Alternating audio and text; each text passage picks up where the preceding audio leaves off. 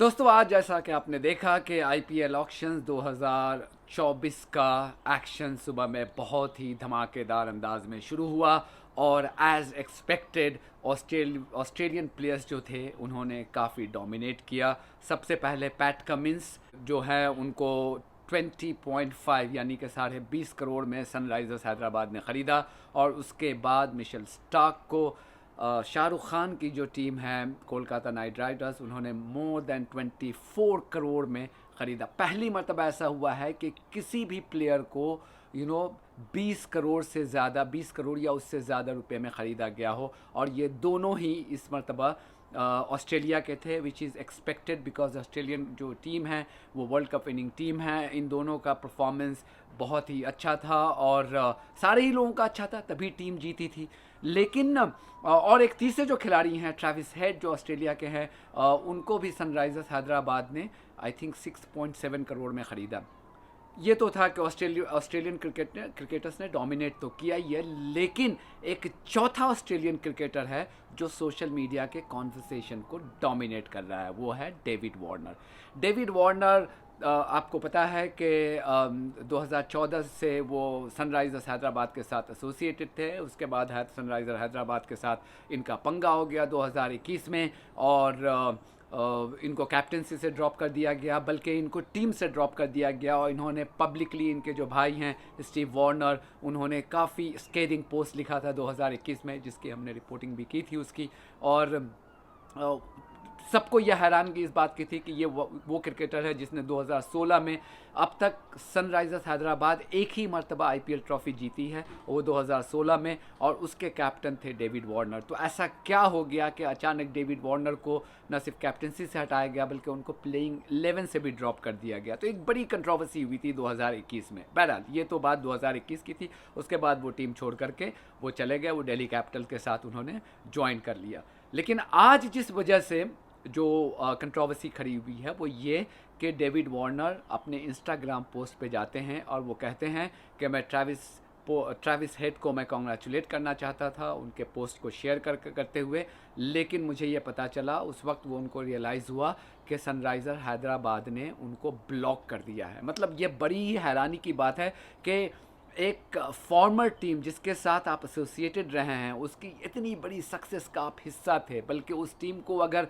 पहली मर्तबा और ओनली टाइम अगर उस टीम ने अब तक आईपीएल की ट्रॉफ़ी जीती है तो वो डेविड वार्नर की कैप्टनसी में जीती है। तो ऐसा क्या हो गया कि डेविड वार्नर को आपने सोशल मीडिया से ब्लॉक कर दिया? और ये कॉन्वर्सेशन बहुत ही डोमिनेट कर रहा है सोशल मीडिया पे। और सुबह से वो जो दूसरे जो क्रिकेटर्स हैं ऑस्ट्रेलिया के जिनको 20 करोड़ से भी ज़्यादा और 24 करोड़ से भी ज़्यादा रुपए में ख़रीदा गया है वो सेकेंडरी हो गया है और डेविड वार्नर जो हैं अभी सबसे ज़्यादा ट्रेंड कर रहे हैं। अभी एक सवाल तो ये उठता है कि कुछ भी हो, मुझे नहीं पता कि लोगों को भी नहीं पता है कि ऐसा क्या हुआ 2021 के बाद से।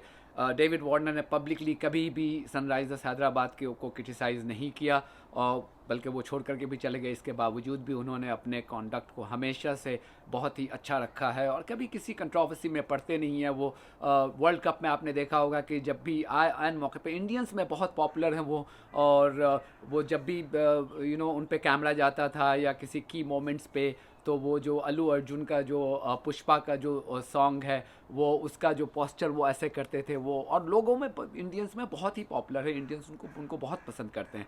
कंट्रोवर्सी में इस तरह के वो पढ़ते नहीं हैं। तो ऐसा क्या हो गया कि एक सनराइजर्स हैदराबाद एक आईपीएल की इतनी बड़ी टीम है, उन्होंने इतने बड़े क्रिकेटर को जो वर्ल्ड कप विनिंग टीम के मेंबर हैं और ख़ुद आपकी टीम को जो only time you have one the IPL trophy वो आपको उनकी कैप्टनसी में आपने किया है। तो ऐसा क्या हुआ और क्या ये सही है कि आप एक इतने बड़े क्रिकेटर को आप उनको ब्लॉक कर दे सोशल मीडिया पे? तो ये एक बहुत बड़ा मुद्दा चल रहा है। आप मैं मुझे अपना याद आता है कि मैं भी बहुत सारी ऑर्गेनाइजेशंस के साथ मैं जुड़ा हूँ मीडिया में, और इंडिया टुडे हुआ मोर रिसेंटली, उसके पहले बीबीसी, और उनकी मीडिया एथिक्स को मैं आज खुलेआम क्रिटिसाइज़ करता हूँ। पिछले 8-9 साल से मैं क्रिटिसाइज़ करता आ रहा हूँ, लेकिन कभी भी ऐसा मौका नहीं हुआ कि इन ऑर्गेनाइजेशंस ने मुझे ब्लॉक कर दिया हो।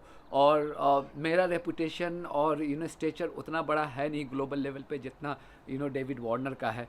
तो मतलब this was in poor taste, मुझे मुझे जो लगा कि this was in poor taste. और ऐसे वक्त में कि जबकि उन्होंने बहुत ही हाई स्टैंडर्ड ऑफ मोरालिटी का डिस्प्ले किया है जब से वो छोड़े हैं। उन्होंने कभी भी किसी कंट्रोवर्सी में नहीं पड़े, ना कोई बिलो द बेल्ट कमेंट उन्होंने सनराइज़र्स हैदराबाद के बारे में दिया। तो उसके बाद ही उनको तमाम प्लेटफॉर्म से ब्लॉक कर दिया गया।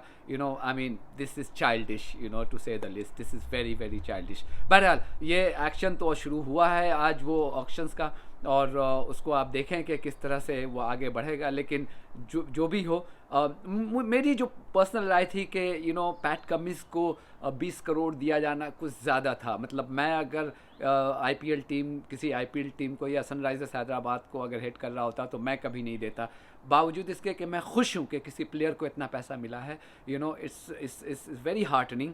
लेकिन और पैट कमिंस तो बहुत ही अच्छे इंसान भी हैं। आपको पता है कि कोविड के पहले वेव में उन्होंने 50 लाख डोनेट किया था और इंडिया में। तो ये मतलब एज ए इंसान भी बहुत अच्छे हैं, एज ए क्रिकेटर भी बहुत अच्छे हैं। लेकिन 20 करोड़ दिया जाना, क्या is he worth 20 crore? Not really. But ये सनराइज़र्स हैदराबाद को उनको कुछ नज़र आया होगा, इसकी वजह से उन्हें दिया है। उसी तरह से जो मिशेल स्टार्क को इतना पैसा दिया जाना, is it too much? Yes, it's too much. But अगर किसी प्लेयर को पैसा मिल रहा हो तो I am always happy for the players. So yeah that's all today. अगले वीडियो में आपके साथ किसी और मुद्दे पे बात कर रहा हूँगा, तो तब तक अपना ख्याल रखिएगा। God bless you all.